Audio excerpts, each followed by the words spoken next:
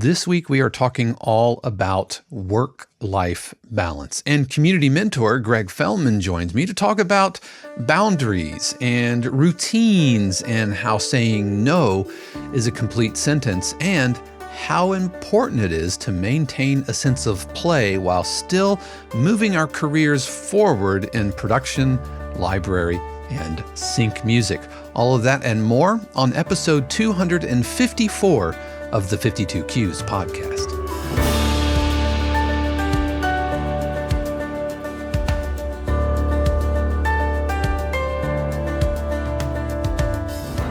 What is happening, everybody, and welcome back to another episode of the 52 Qs podcast, where each week we talk all about the world of production and library music. My name is Dave Croft, and not only am I a composer, I am also a professor of music production, and it is so good to be here with you today, whether you are watching on YouTube or listening to the audio on the go. Just know that I appreciate you. Also, as always, I appreciate our family and friends subscribers who are composers just like you, looking to write better music and find success in the sync music industry. And 52 Qs is there to help with workshops, Zoom feedback sessions, live streams, pitching to real music libraries, an amazing community that are now over 1,000 members from all over the world.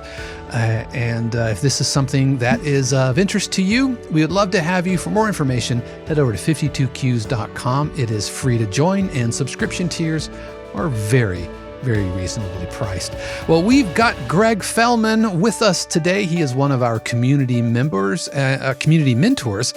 He's also, Greg, you're also a community member. Yes, I am. And we are talking all about balance, work, life, play, career, community balance, because none of this matters if your life starts feeling out of balance. So that's what we're going to be talking today. But first, I want to kind of reintroduce you to Greg.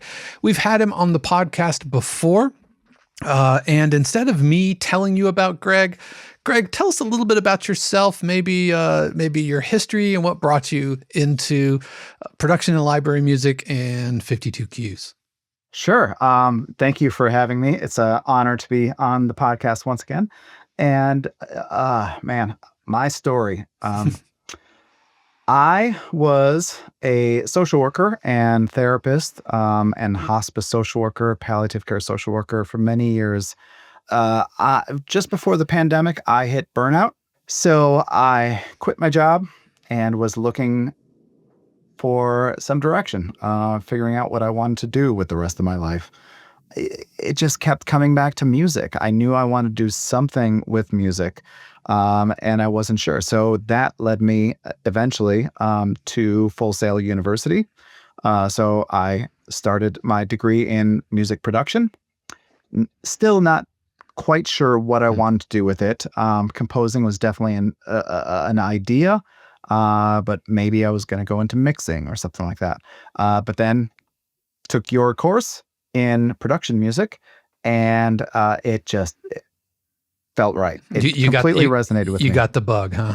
Yes, absolutely. Absolutely. I loved it. I loved the idea of it, and kind of never looked back. So I joined 52 Qs, as a Facebook member, I think like the day after our class ended, and transitioned over to Midi Networks once that happened, and here I am. Yeah, Greg's been with us since the before times, and I remember having you as a student, and you've since gone on to really good success and placements, and not just placements through the community or the briefing room or anything, but finding success on your own. And there's a library that I am with that is directly a result of you introducing a publisher to me during one of the PMCs. And so I just want to go on record to say thank you for introducing me to Peter. And that's a really cool relationship, and just kind of goes to show how important community and relationships and that kind of thing how important those things are. As far as Greg's mentor role in the community, first of all, he's a super talented bass player, really funky dude. He is very well traveled. I tell you what, man, you are always like, but with you and your wife traveling and going to this concert and that concert, and yeah, we're gonna go up to like Napa and have wine, And so I'm secretly, envious and kind of love following you on the socials and all of that. But, what we talked about when you were on the show last time was transitioning into what I've started to call the third act career. Yes. Like so many people get real jobs. They put their passion, music, artist, whatever, they put that on the back burner while they go do the adult responsible thing to do. And so I think you are an example of somebody returning back to a passion, which, probably has been there for a super long time. If you're like most of us. Absolutely. And so one of the things that Greg's super passionate about from a mentoring perspective is not only helping folks new to production and library music, but also folks kind of navigating that third act, the returning to the first love, on top of, being a great composer of, tension music and all of those types of things. But just how do you do this and either balance a career or on the other side of a career and family and all those kind of things? Greg, do you want to kind of touch on that just a little bit about how you see your role as a mentor in the community, specifically like with new students and those third actors?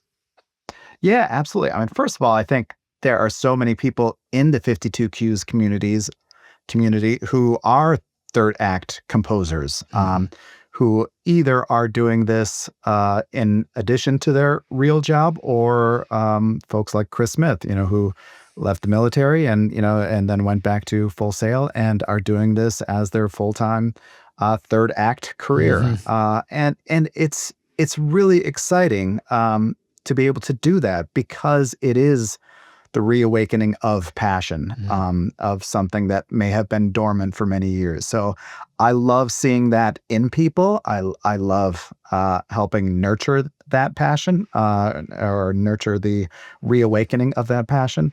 I want to be kind of what you were to me, a mentor a mentor for someone at the beginning of their journey as they dive into production music. And just like with Jeff, which we talked about, the last couple of weeks, all of our mentors are going to be available for one-on-one coaching, and we will be unveiling that here in the next couple of weeks. You'll be able to book a one-on-one session directly with Greg at 52qs.com/coaching. We're going to have all of our mentors available for one-on-one sessions there. Now, Greg, as far as our topic today, we're talking about work-life balance, because this is something that I think is very valuable and is one of the things that attracts me most about production music. Is it's a type of career where you can get music on television. You can have your music synced to picture, you can compose, you can do a lot of different, musical things, but it doesn't require that Olympic size sacrifice of moving to LA, or, there's fewer bodies behind you in your relationship, graveyard.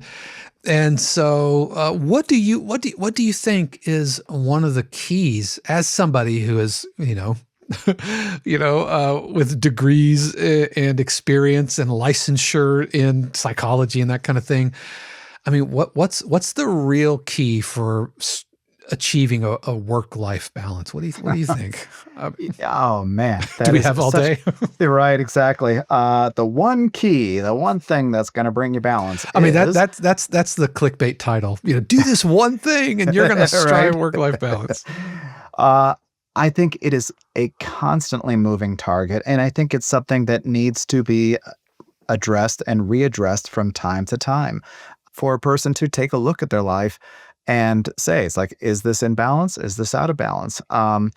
And the more often we do that, hopefully the more balance we're going to have. I know for me, there are times where, like, for example, this week where I've got things just about every evening of the week. And it's feeling out of balance. Mm. And I know I'm needing to do something different to bring it back into balance.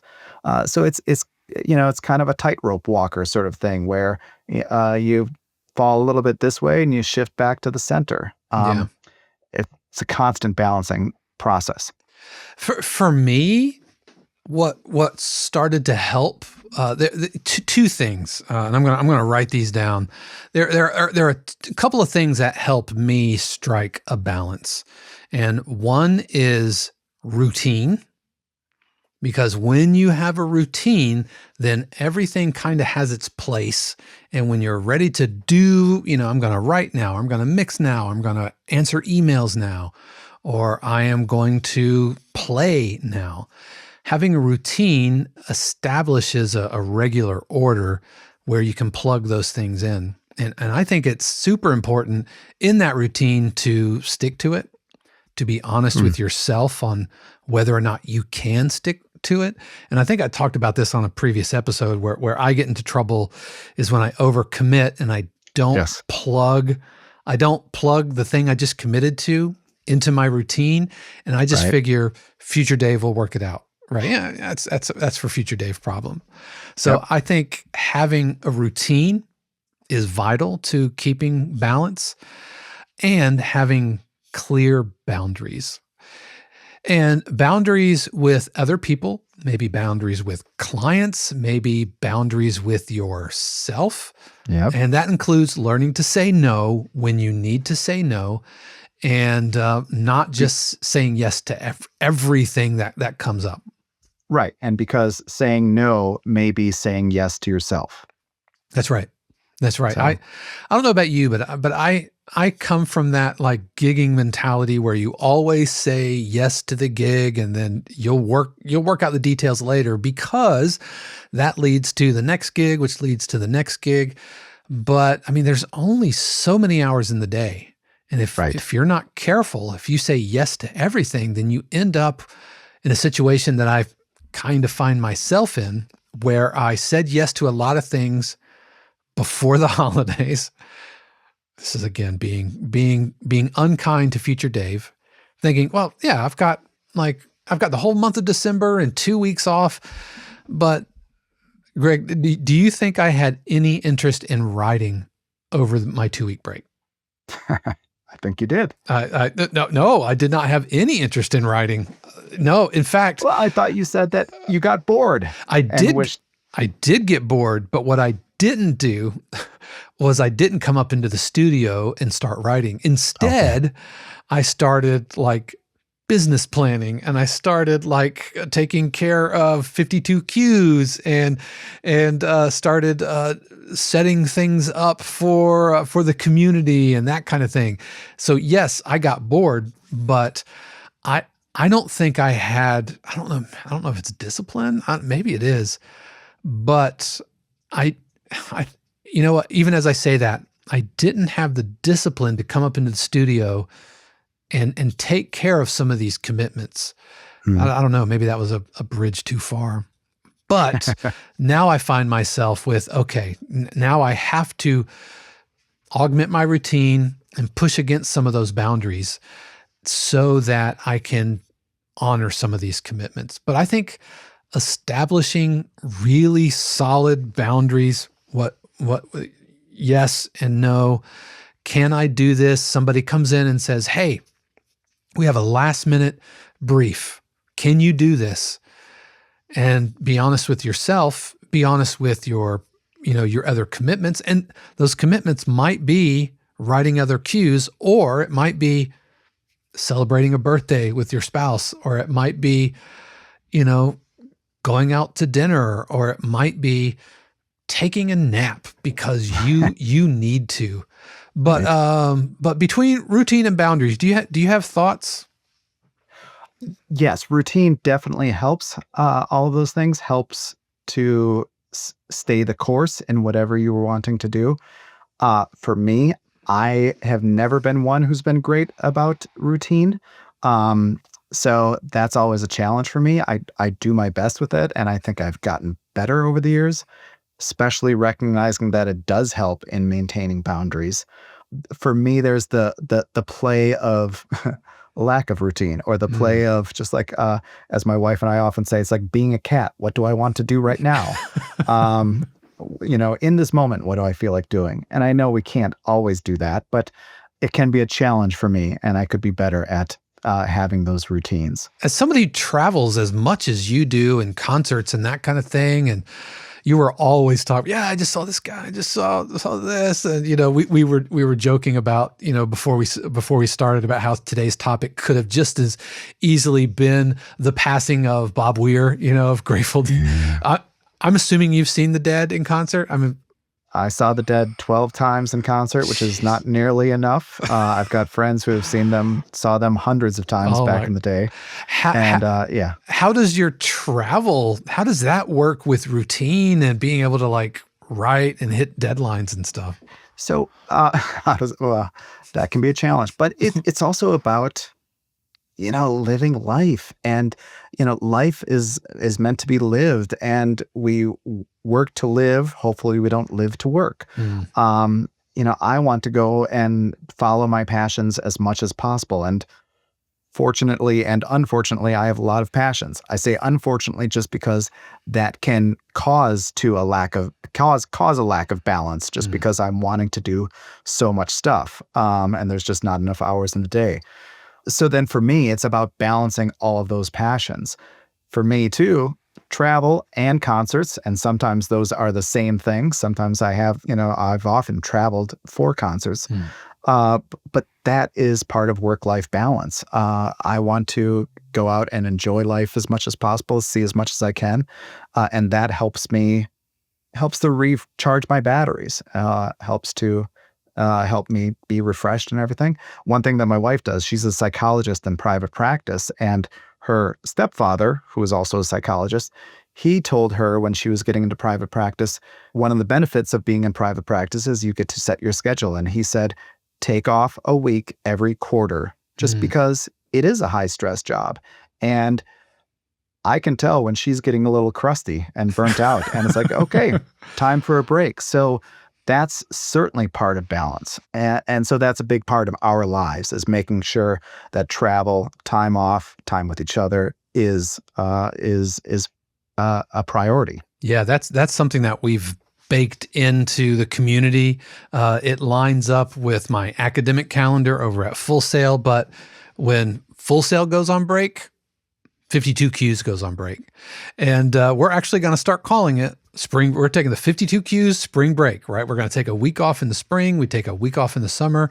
We take 2 weeks off at Christmas. We take the holidays off, because that is mission critical to maintaining balance. And Right. If we want, a sustainable long-term career, you cannot do that, in my opinion. You cannot do that by just burning the candle at both ends the whole time. And I think that's what ends up happening when folks who are looking to make it big, those Olympic-sized sacrifices, that's what we're talking about. Well, and I want to say too that I love your boundaries of not doing anything on the weekends. I think that is vital. I think that is very important to do that. And even last night, I know you posted something on 52 Qs late on a Sunday evening, and I was kind of thinking, like, oh, Dave, what are you doing working? It's because I had made a promise. I was like, this needs to go out, and I promised, by the end of the week, this is going to go out, and dang it, I made it just by a couple of hours, but I kept my promise. But there's, man, if we're talking about balance, there's also a balance of striking while the iron's hot. Sure. If you have motivation and energy to do something that isn't born out of a panic, that isn't born out of, I said I would do this. I mean, I was joking about, I'm going to hit my but at the end of the day, I don't think anybody's going to be upset if it waited till Monday morning versus Sunday night, right? I don't think, Right. But I found myself with energy for that. And so, but you're not wrong. I have very clear boundaries on the weekends, I don't answer student emails. I'll pop into the 52 Qs community maybe to help my streak, because we have streaks now, and just to make sure there's like no emergencies, or if we have a briefing room deadline or something like that, questions are going to pop up. So I'm going to pop up, but I'm not going to stay in the community. I don't check client email. I don't respond to client emails over the weekend. That's just sacred time. And so that was done pretty early.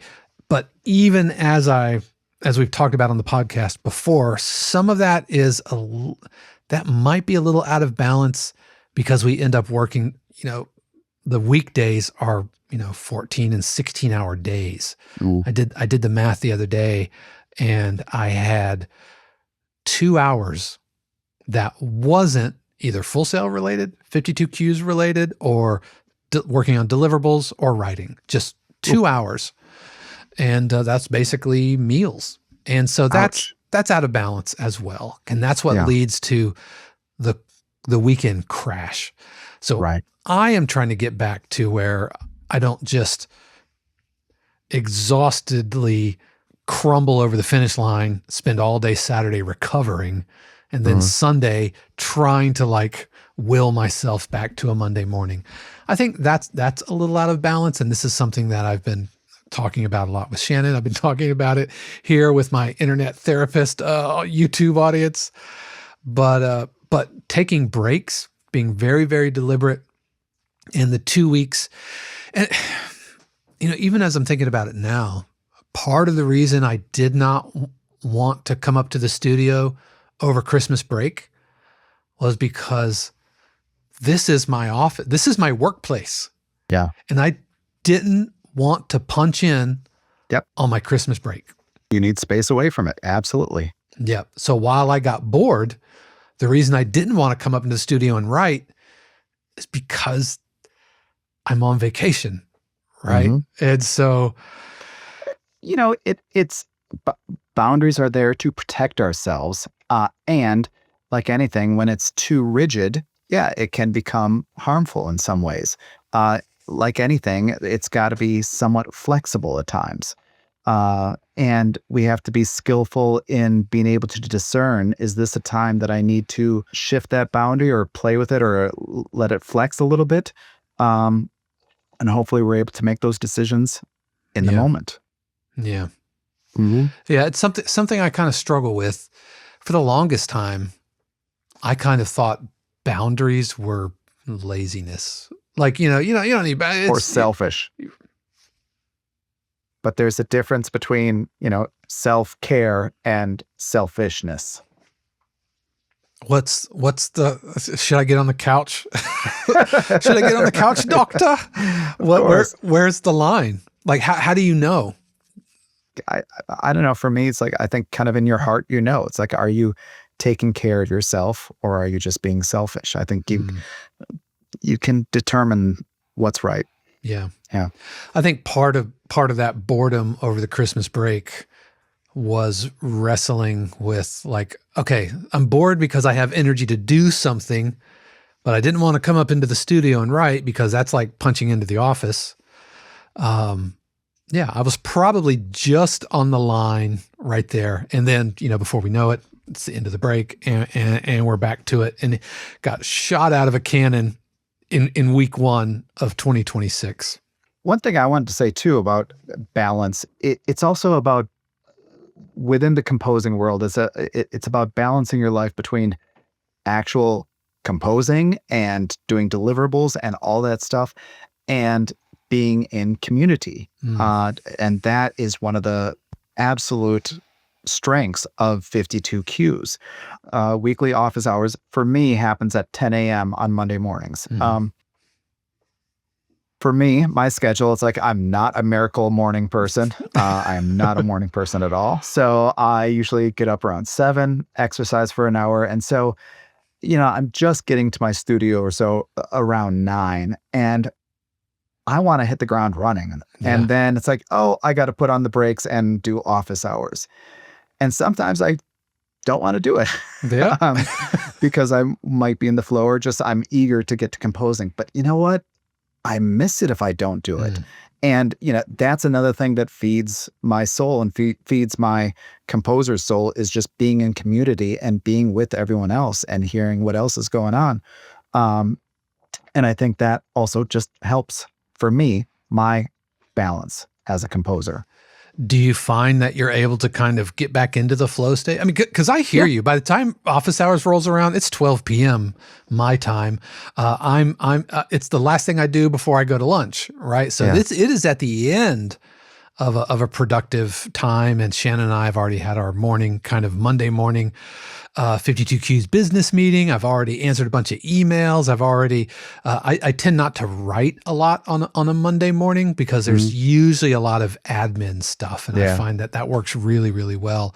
And that's just part of routine. I pop in, I usually have a lot of full sale questions to take care of, and, reaching out to students who maybe didn't turn in something and saying, hey, this is due and this is the late policy. And so a lot of that and a lot of messages or things that have come in over the weekend that I put a pin in that I knew I was going to address on Monday. So, but by the time office hours, I've been at it for, let's see, this morning, because that, we'll call it a game, in quote, was on so late last night. I didn't wake up until 5 o'clock this morning. And so I was in the studio by 7, and I had already done 4 or 5 hours worth of work before, office hours. But I could see how, for you or anybody else, like on the West Coast, or, we've got folks who are joining us from Austria and, Cape Town and Frankfurt. When you interrupt your flow state, how do you jump back into that? I don't know. How do I jump back into it? I just kind of jump back into it. It can take a little while to get back into it fully, but just starting to play, whatever the cue may be, playing on the keyboard or something like that, will help get me back into the compositional frame of mind. Okay. Yeah. It's interesting that you mentioned play, because something that we haven't talked about all of this, and we're talking about balancing work and life. We're talking about, how community can kind of buoy your soul. But man, playing is it's a dying art for those of us who have turned what we do arguably into a commodity. Venus Theory just today posted a video about this idea and about art, and specifically he was addressing AI, but it really got me thinking about the human spirit and what happens when you kind of turn the thing that was once the domain of art into something that is the domain of utility. Yep.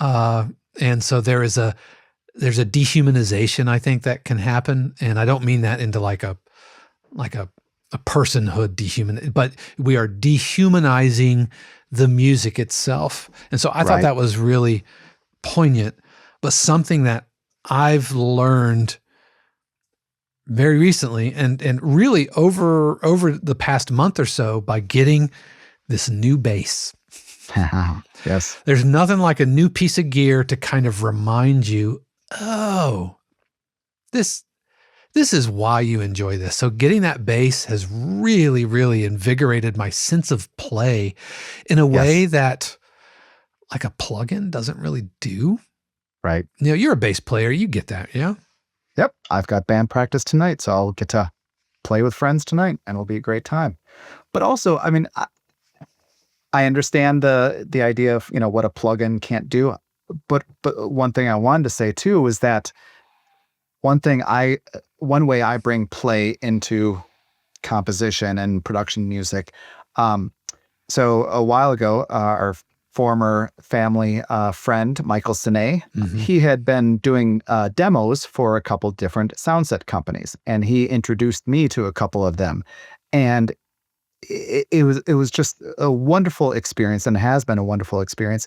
And every time I get an opportunity to demo a sound set, that brings up that spirit of play. And actually, anytime I purchase a new instrument, which, a little too often, Yeah, especially coming out of Black Friday the last exactly. year. Yeah. But that brings out that series of play, that feeling of play. It's like, oh, what can I make with this sound? What does this sound? How does this sound inspire me? And that's really enjoyable. So for me, that's something I definitely try to prioritize throughout my year. Yeah, I think you hit it on the head when you mentioned, like, how does this inspire me? Because whether it's a new bass or, yes, a new plugin or something like that, I didn't mean to disparage plugins. It's just this is where my headspace is right now. Because you kind of get to a point where you don't need any new plugins. It'd be cool to have, but you have the workhorse synths. You've got the string libraries. You've amassed, just over time, over years, you've amassed all the things that past you thought you needed to have. And Yep. I've experienced this on drums. If I only had that K Constantinople ride, if I only had that Carope pair of hi-hats, if I only had that DW drum kit, if I only had that, 9,000 pedal, and over my career, I've conquered all of those, and yet can still find myself feeling uninspired. But Yeah. if you get something kind of new and out of the ordinary that breaks up the flow, and that's what this bass has been for me.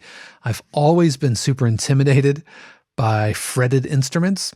My ukulele was kind of my gateway drug into this, that made the guitar and then the bass a lot less intimidating.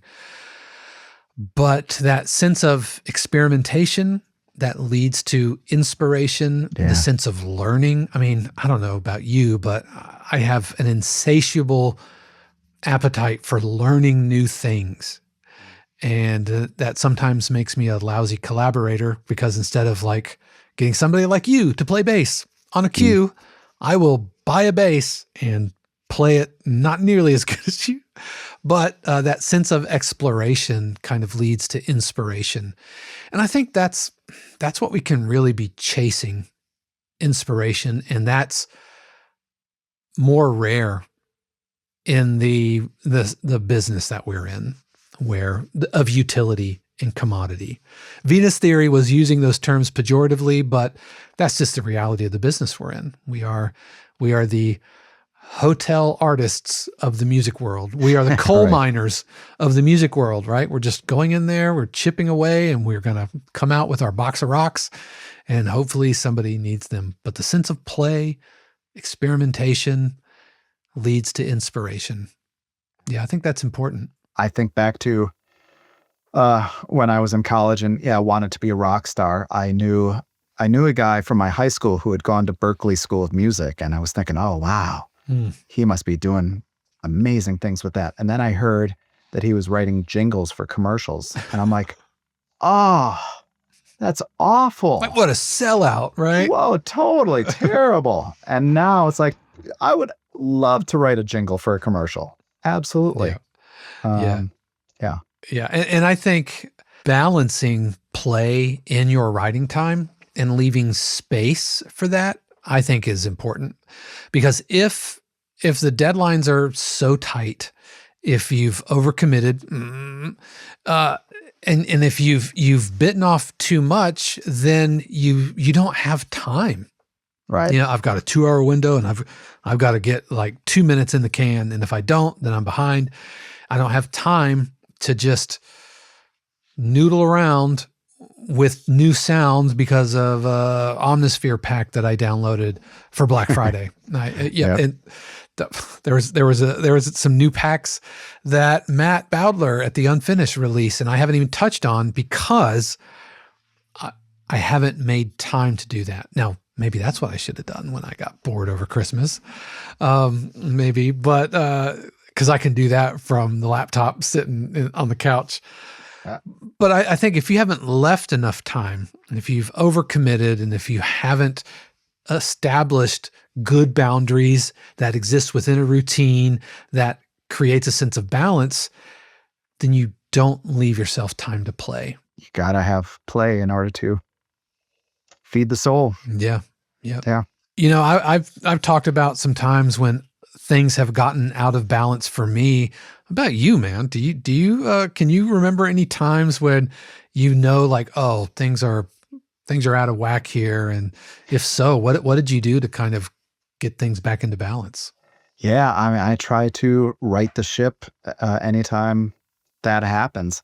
Uh, for me, it was a few months ago, and it's kind of happening again right now a little bit, but just overcommitting, having too many things on the calendar. I look at the calendar, it's like, oh, I've got way too much going on, and so then having to say no, backing off of commitments, pulling back from things that I may have promised to do, and just saying, it's like, I'm sorry, I can't do this right now, in order to get back into balance. It's a challenge because, yes, then I feel like, I don't want to disappoint people. Mm-hmm. And yet, again, what I said before, saying no to others can be saying yes to yourself. Yeah, that's you said something there that kind of like touched a nerve with me, and that is kind of, if you've overcommitted, communicate, man, and not in an excusey kind of way, but to the two libraries that I'm working with that they're still waiting on cues from me. And the reason they're still waiting is I had another opportunity that came in that I pushed everything out of the way for that other opportunity, which was a good opportunity. There was even some upfront money, which, makes it even more difficult to kind of set up those boundaries. But communicating on the front end that, hey, here's where I'm at. I mean, these libraries, these publishers, they're humans, right? Yeah. And if you could just communicate ahead of time, communicate when you see that train coming at you, say, hey man, this is what's going on, and this is kind of where I'm going to be. And then giving realistic deadlines and a very realistic follow-up. Like, here's where I'll be able to meet the deadlines that I committed to, and then hitting those. And remembering too that it can be a negotiation, that this is a two-way street. It's not that the library says, here, I want this by such and such time, and boom. That happened to me just recently where I produced some tension tracks for a library, and I'm like, great, can you do 5 more of these? And I'm like, but the deadline is Friday. So it's like, I could. Can you give me another month or so, or whatever the case may be? And they're like, oh yeah, absolutely. And so just remembering that this can be a two-way street. There's nothing wrong with asking for what you need in order to make it workable and doable. Yeah, I feel like libraries are going to ask for the moon, not because they don't value your time, or they might ask for deadlines which might seem impractical or unrealistic, but it's not because they're abusing your relationship. It's because I don't know. It might be that you've been an absolute rock star up to this point, and so they don't know. They don't know everything else that you've got going on, and so they're like, man, like Greg crushed this before, so yeah, I'm just going to ask. And then if you say no, then the worst thing that will happen is they'll say, okay. Yeah. Exactly. I have never to this day, I've never had a library like rage quit and just like completely go no contact because I've had to say no. Right. I've had a library, I'm trying to think if this is a true statement. I've had a library cool off of working with me because I repeatedly overpromised and then missed deadlines. And then that relationship, which I've since rekindled, but that relationship cooled off. But even still, it's not a block of ice. It's just a little teeny tiny flicker that all I have to do is fan it a little bit, and then make sure that I'm giving it plenty of oxygen and not doing the pattern of behavior that got the relationship cooled off in the first place. But I've never had a relationship or a library just absolutely rage on me about it. And remembering too that these libraries, they're mainly composers. These are not, corporate bigwigs who are demanding a deadline, for no reason. These are composers who have been through the mud as well. It's like they know what it's like. They're going to be understanding. So it doesn't hurt to ask. Yeah, because for most of them, they're just future versions of you. Yeah. The way that you are a future version of someone else. Right. And so they've been where you are. Yeah, they get it. And they're human beings, man. I've worked with a library who is like going through a ton of health challenges right now, Right. And so deadlines are really slippery, and it's like, you just got to roll with that's life. That just happens. Now, obviously, if things are getting on air and we want to do our best, but man, sometimes it's just life. And, when you realize that these libraries, most of which are really kind of small crew of people, we like to think like, oh, they've got like a sales team and accountants and all. No, most of the time it's like a couple of people. Yep. And they are just working their fingers to the bone the same way you are with your cues. They're doing it with metadata and pitching and trying to find new clients and trips and all of that kind of stuff. And they're humans too. And I think when you realize that it's people on the other side of these relationships, not just names and email addresses, that goes both ways. Yeah. Sometimes they have to cut you some slack, but you know what? Sometimes you've got to cut them some slack, and that's okay too. I think, that's what makes it a relationship and not a transaction. I'm going to say that again. That's what makes this a relationship and not a transaction. If everything's just transactional, then you might as well be just in the commodity utility world. But if it's relationship with people you know and trust and have worked with, then that cuts both ways. So balancing. What about you in the audience? Do you have a tough time kind of balancing work and play? And what are some of the things that you do? Do you set up boundaries? Do you set up boundaries with yourself? Does your calendar just a mash of random appointments, or do you have a very methodical punch list that you that you adhere to throughout the day? Do you have any routines? What are your routines like? Maybe it's Miracle Morning like me, or maybe it's a Miracle Midnight, because you're a night owl. We would love to hear from you. Please let us know in the comments. We do read all of those comments, and I appreciate you very much. And just like I appreciate Greg, man, so good to have you with us, and so good to have you on board as one of our 52 Qs community mentors. Looking forward to an amazing year. And like I said at the beginning, we're going to have information about Greg. And if you want to book a one-on-one with Greg, then here in the next few weeks, you'll be able to go to 52qs.com/coaching. Like I said at the beginning, a huge word of appreciation to our family and friends subscribers who pay their actual real life money, keep all of this going. We don't have big corporate sponsors. You're never going to hear an embedded ad for meal plans or mattresses or anything like that. And so the only way that we're able to do this is through the support of folks just like you. And even if you're not at a place, or if you're not interested or able to support the channel financially through a subscription or whatever, then think about giving a thumbs up and subscribe and doing all of that stuff. It genuinely helps folks find the podcast. But that is going to do it for us this week. I hope that you've had a stellar week. And just remember, friends, that the universe always has amazing plans just for you. Until next time, peace. The 52 Qs podcast is copyright 2026 818 Studios, all rights reserved. The music played on the podcast is copyright of their respective owners and is used with permission and for educational purposes only. For more information, including joining the community or becoming a member subscriber, head over to 52qs.com.